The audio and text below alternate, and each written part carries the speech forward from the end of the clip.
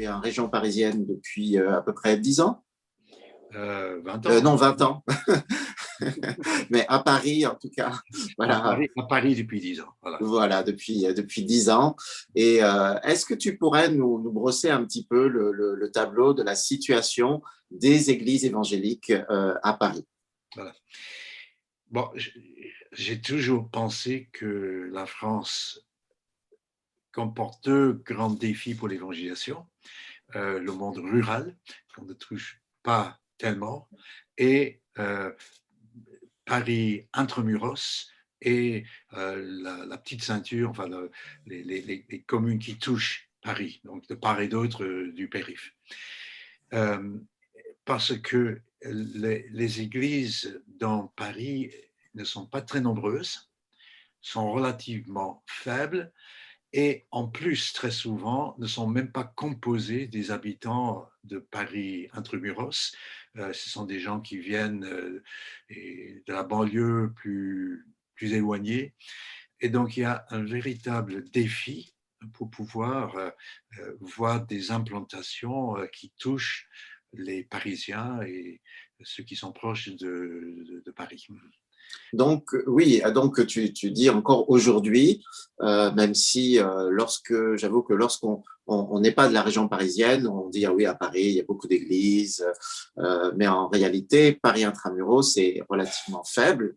Et même tu soulignes que une bonne partie des personnes qui composent ces églises ne viennent pas forcément de Paris intramuros. Moi, ça me renvoie à mon enfance où, ayant grandi dans les Yvelines, eh bien, pendant plusieurs années, avec toute la famille, on allait au Tabernacle dans le 18e. Voilà, donc on traversait, venant de l'ouest parisien, on traversait Paris pour aller. Et donc aujourd'hui, c'est encore peut-être on fait moins de distance, mais il y a encore ce phénomène d'églises finalement peu nombreuses et en partie composées de non-parisiens. Alors, peut-être pour mettre un petit peu de concret, je pourrais mentionner le quart nord-ouest de Paris, donc là où j'habite, à Clichy, là où est l'église de Paris-Cardinet, par exemple. Parce que les chiffres bruts sont assez effrayants dans un sens. Si on prend la population dans le 17e et le 16e, donc ces deux arrondissements, on arrive à peu près à 340 000 personnes. Si on ajoute les quatre villes qui touchent, dans le quart nord-ouest, Saint-Ouen, Clichy, Levallois, Neuilly, on ajoute à peu près 240 000 habitants, donc ça fait presque 580 000 personnes. Très grande ville. Combien d'églises établies dans ces villes? Je dirais 4, 5 églises maximum. Donc 4-5 églises pour 580 000 habitants. Voilà.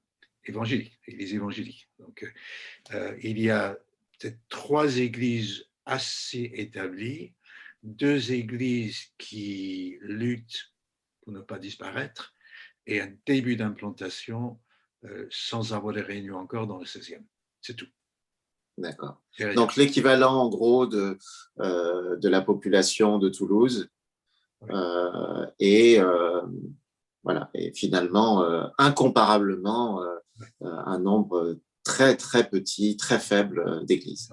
Qu'est-ce qui explique cela? Parce qu'après tout, Paris, c'est vrai que notamment le catholicisme reste relativement fort à Paris, avec des paroisses assez importantes, assez vivantes. Qu'est-ce qui explique que les églises évangéliques se sont peu implantées dans Paris, et en particulier donc, dans l'ouest parisien, où là, c'est presque un désert? Ouais. Bon, je pense qu'il y a plusieurs raisons. Donc, d'une part, l'Église catholique a mis les moyens. Donc, ça veut dire qu'ils ont un séminaire de formation de prêtres pour Paris. J'en ai discuté avec certains, c'est assez étonnant. Je dis, mais ça t'inquiète pas que les régions rurales manquent de prêtres? Il dit, c'est pas notre problème. Nous, on est formés pour Paris. Donc, vraiment formés pour Paris. Et dans chaque paroisse, il y a souvent 5, 6, 7 prêtres donc, qui travaillent ensemble. Donc, ils ont les moyens de le faire. Plus le fait que les familles dans le nord-ouest de Paris sont relativement bourgeoises. Donc, il y a un côté là de sociologie, donc d'attachement à l'Église catholique. Alors que, par exemple, quand j'étais en banlieue parisienne au Blanc-Ménil, le prêtre m'a dit, heureusement qu'il y a les Antillais et les Portugais, on n'aurait personne à la messe autrement. Donc, il faut. Paris est très. La sociologie a un poids là. La sociologie parle pour Absolument.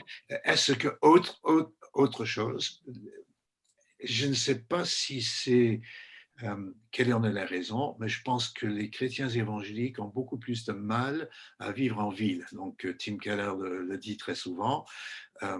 Les Juifs ont toujours privilégié la ville.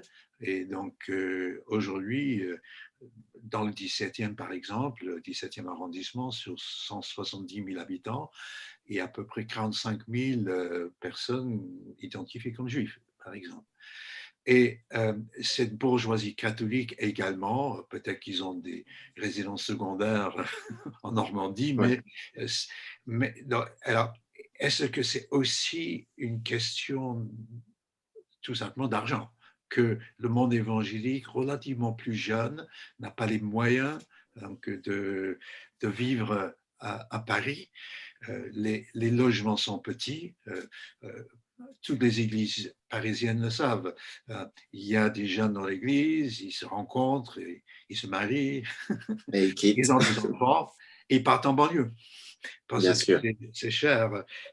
Pour donner un exemple, donc j'ai cherché hier pour confirmer, si on veut un appartement 2 pièces près de l'église de Cardinet, par exemple, il faut mettre à peu près 600 000 euros pour un F2.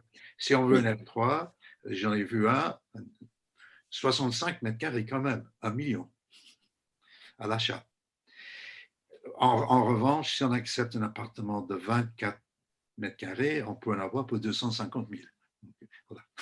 Voilà, ça donne tout de suite la configuration familiale.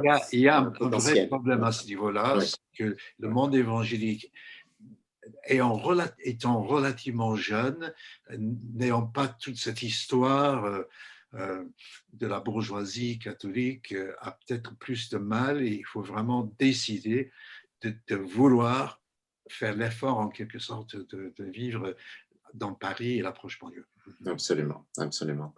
Alors, si on revient à cette population quand même très, très nombreuse avec peu d'églises, finalement, quel serait le besoin minimal en termes de nombre de lieux de culte pour cette région?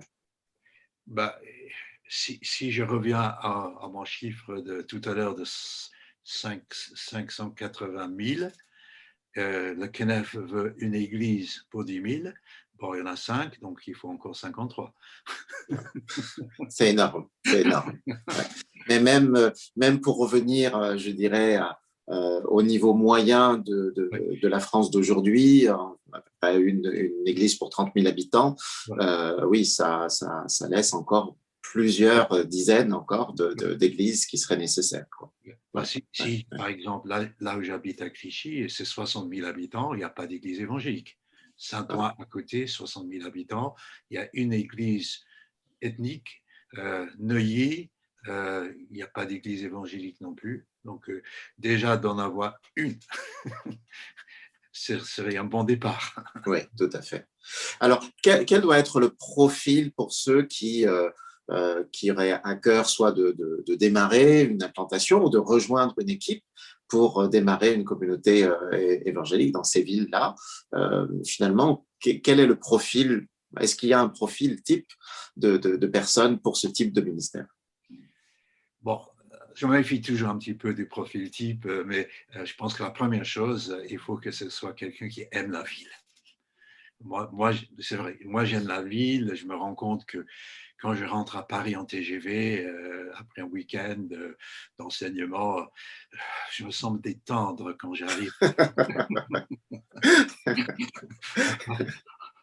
Enfin, la ville. Et donc, je crois qu'il faut aimer la ville. Il y a de bonnes raisons d'aimer la ville. Et la ville n'est pas aussi monolithique que cela. C'est toute une suite de villages, en fait. Donc, Oui, oui. quand on On fait vit le beaucoup tour, en quartier, en fait, hein, à Paris. Et voilà. on peut rencontrer les mêmes personnes, etc. Mais la difficulté de les rencontrer, c'est que souvent, ils travaillent assez tard le soir. Pas mal de Parisiens partent en week-end aussi. Donc ça, il faut être un peu novateur, comme par exemple à Cardinet, on avait commencé le culte du soir à 19h30. Donc même ceux qui partaient le week-end pouvaient revenir pour un culte le dimanche soir, par exemple. Être novateur dans ce sens-là. Euh, et puis, donc, un peu souple aussi pour essayer d'imaginer d'autres façons de faire. Et peut-être, je ne sais pas, être un peu convaincant quelque part pour dire aux gens, bon, vous aimez la ville, restez ici, Oui, oui, restez avec oui. nous. Donc, mais qui n'est pas évident parce qu'une famille, un jeune couple qui commence à avoir une petite famille, c'est pas évident. Et donc, je n'encourage pas les gens qui partent en banlieue de revenir. Donc, il y a beaucoup d'églises assez importantes, donc à Marne-la-Vallée, ou, etc. Donc, Ouais. pourquoi Actuellement, donc tu as quitté l'église de Paris-Cardinet où tu as été longtemps pasteur et aujourd'hui tu es en train de commencer aussi un nouveau travail finalement d'implantation. Oui, bah oui, même si je suis officiellement retraité, on n'arrête pas un si bon chemin. Donc, je pense que avec Marie, on était convaincus qu'on était là pour une raison. Et donc, pour le moment, on a un tout petit noyau donc, qui commence à se réunir d'abord pour des études bibliques chaque semaine sur Clichy. On a fait un premier culte par Zoom récemment. Je ne sais même pas si ce sera tous les dimanches. On va voir.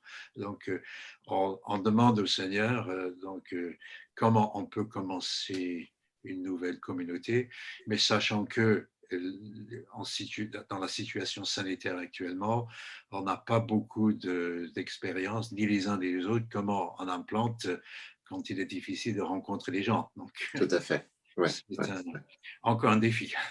ouais. Et qu'est-ce que vous avez besoin en termes effectivement de ressources humaines? Est-ce que quelqu'un qui aurait à cœur peut-être de rejoindre un projet, est-ce qu'il pourrait rejoindre votre projet? Ah, tout à fait. Je serais très content donc, de travailler en petite équipe.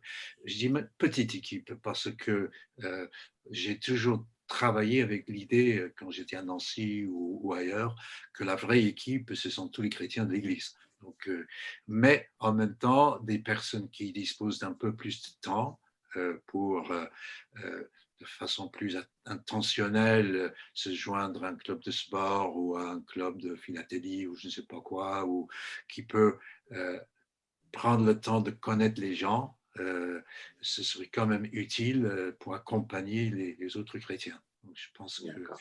qu'on a besoin de ça. Euh, Peut-être par la suite besoin de finances pour avoir un lieu de culte, hein, mais bon, c'est la même question que pour le logement. Donc, les lieux de culte ne sont pas gratuits chez nous.